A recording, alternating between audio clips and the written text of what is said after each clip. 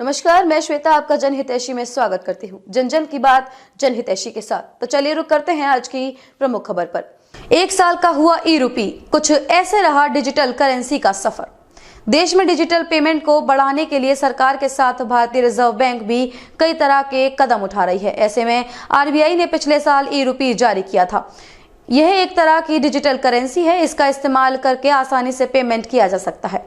दरअसल cashless India को साक्षर करने के लिए यह कदम उठाया गया है। ई-रूपी के बारे में विस्तार से जानते हैं। भारतीय रिजर्व बैंक आरबीआई ने ब्लॉकचेन टेक्नोलॉजी का इस्तेमाल करके डिजिटल रुपए जारी किए थे। देश में 2022 में ई-रुपए लॉन्च की गई। इस साल ई-रुपए को एक पूरा साल हो गया है। ई-रुपए का इस्तेमाल रिटेल और होलसेल ट्रांजैक्शन के लिए किया जाता है।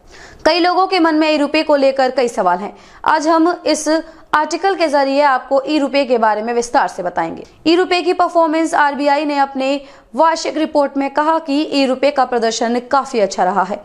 देश के कई बैंक ई-रुपए को बढ़ावा देने के लिए रिवॉर्ड पॉइंट और कई ऑफर दिए हैं। आरबीआई ने यूपीआई प्लेटफॉर्म के जरिए सीबीडीसी ट्रांजैक्शन को रोजाना 10 लाख रुपए कर दिया है। इसका मतलब है कि अब आसानी से कोई भी व्यक्ति 10 लाख रुपए तक हर दिन लेन देन कर सकता है। आपको बता दें कि आरबीआई द्वारा ई-रुपए को लेकर पायलट प्रोग्राम में बैंकों की संख्या में तेजी देखने को मिली है। एक रिपोर्ट के अनुसार इस वर्ष जून 2023 तक लगभग 13 लाख यूजर्स ने सीबीडीसी वॉलेट डाउनलोड किया है। इसमें से 3 लाख विक्रेता ने ई-रुपए को स्वीकार किया है।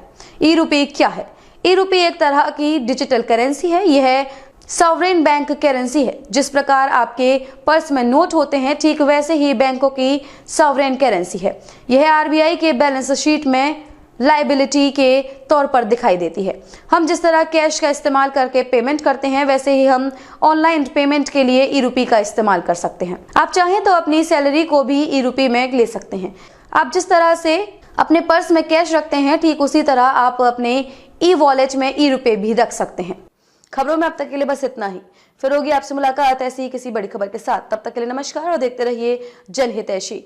जन जन की बात जनहितैषी के साथ।